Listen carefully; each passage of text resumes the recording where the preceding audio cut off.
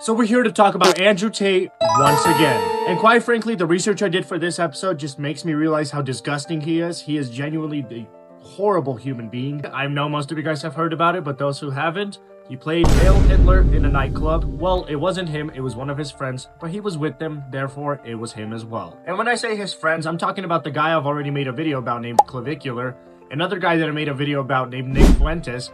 Do not watch the Nick Fuentes video. I made a supporting video supporting him because I was in a dark place in my life at the moment. I'll make an updated video pretty soon. They had a nightclub in Miami and were playing the song there, and boy oh boy. Miami local news reported on Clav, the Tate brothers, Nick Fuentes, Sneeko, and Myron playing Ye's band song.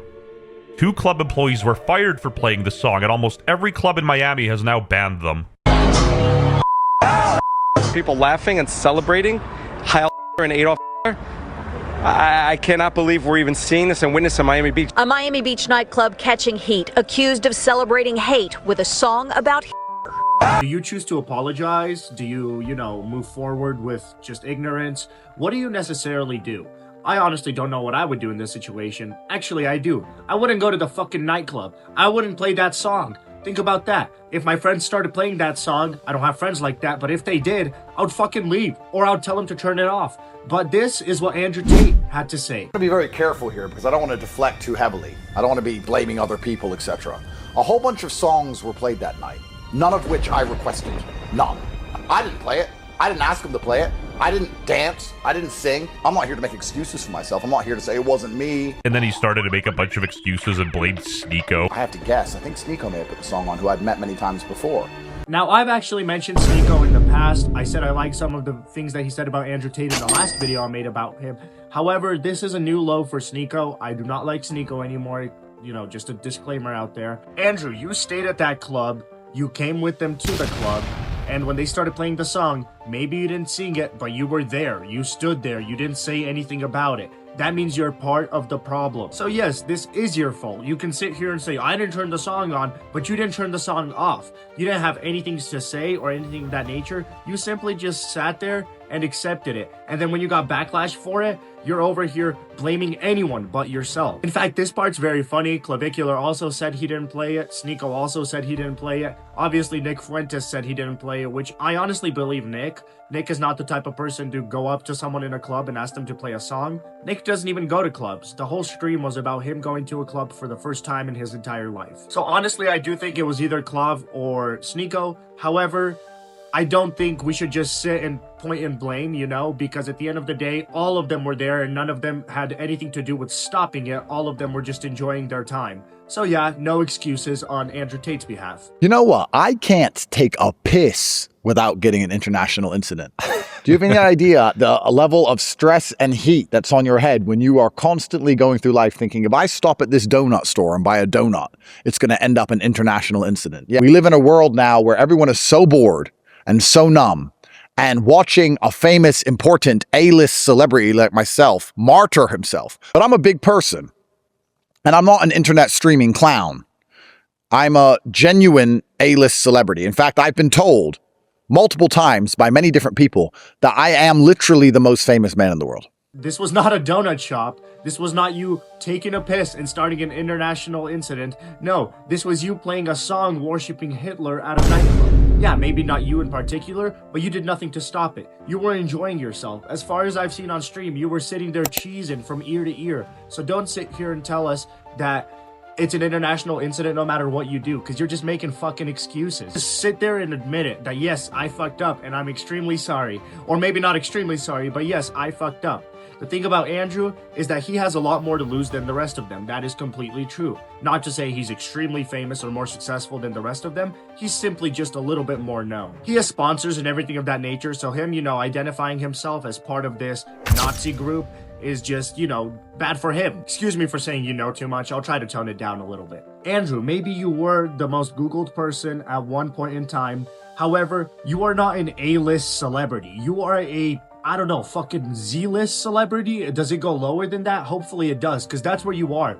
Nobody fucking knows you, bro. He's claiming that he is an A-list celebrity, the most famous of the most famous people, as he's been told. And going back and saying I'm not a little virgin streamer or whatever he said is just so sad. We get it, buddy. You're not a virgin streamer, but you stream on Kick. Like, how do you explain that? First of all. Second of all, you can't just sit here and say that everything they do doesn't matter because they're unknown and you have, you know, a name. You are famous. That's not true, buddy. You guys are all in the same ballpark. When I think of Clavicular, when I think of Nick Fuentes, guess who's the next person that I think of? Andrew fucking Tate. Start to understand why everyone sells out. You start to sit there and go, what the fuck am I fighting for? Why am I trying to help these clowns? I show them the beginning.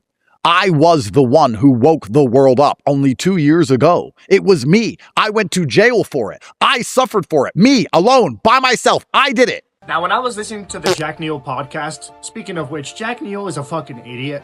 Can we just acknowledge that he's just a TikTok news guy who ended up becoming something bigger, per se? I just think it's extremely stupid. I really hate Jack Neal. I don't know if you guys will agree with me on this point or not. He's not intelligent. He sits there and takes everything they say and just goes, okay. And he's genuinely not a very smart person. I really hope his podcast goes down extremely soon because he does not deserve to have a platform. He's a fucking idiot, bro. Go back to posting TikTok news and fucking disturbing videos on TikTok because you're a nobody. No one fucking knows you. Andrew claims he introduced us to the truth, something along the lines of that. And to put it simply, no, you fucking didn't, buddy. You did not go to jail for that. You went to jail for sex trafficking allegations and rape allegations. And I think there's more.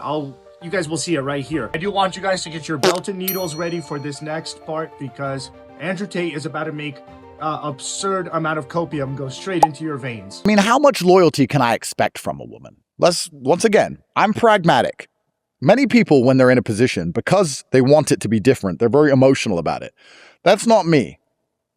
I'm a full-grown man, so I'm approaching this, removing my personal feelings from it.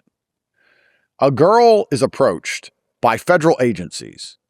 A girl who I knew 12 years ago. She's now moved on, and she has a new man. Her new man doesn't know I fucked her left and right all over the place. She has kids. She has a simple but fairly happy little life.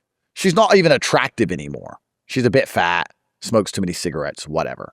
She finally gets dragged into a room with federal operatives. And they're like, we know you used to know Andrew Tate. And she's like, shit, I don't even want anyone to know this. Yeah, so he's a bad guy. Well, he was good to me. No, he's not good to you. He hurts people.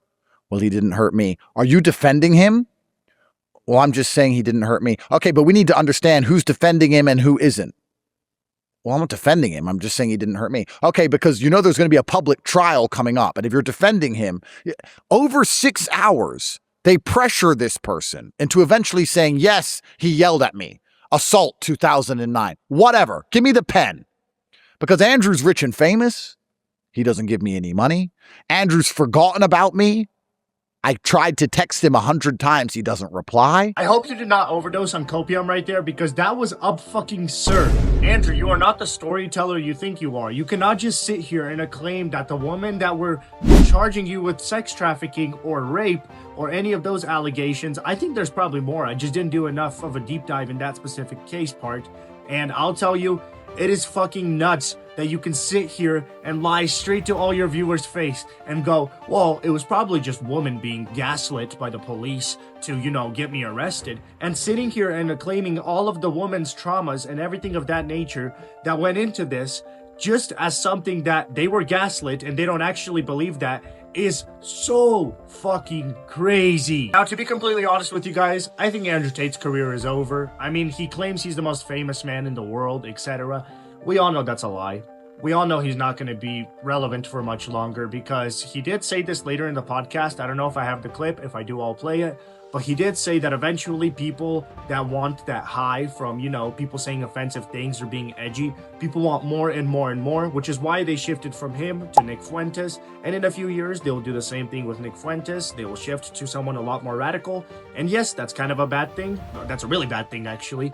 However, Andrew does not have any excuses anymore. He's becoming irrelevant, and he's going on the Jack Neal podcast out of anything to become relevant again. No one fucking watches that shit. No one likes Jack Neal. Like, no one respects him as a person. He's literally the fuck toy for all the Nazis we have in the world. But anyway, I hope you guys enjoyed this video. It was a little shorter than the rest of mine. And if you did, go ahead and leave a like. Go ahead and subscribe.